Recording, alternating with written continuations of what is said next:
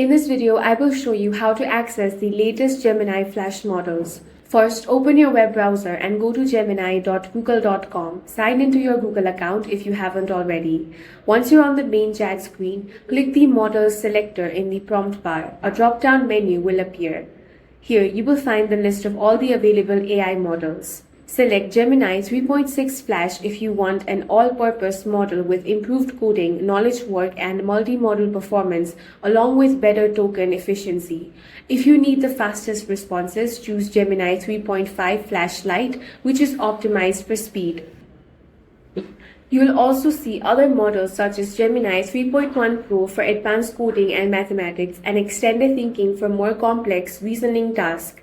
Simply click the model you want and it will become the active model for the conversation. That's how you can access Gemini 3.6 Flash and 3.5 Flash-Lite. That's all for this video. If you found it useful, make sure to hit the like button and subscribe for more videos like this.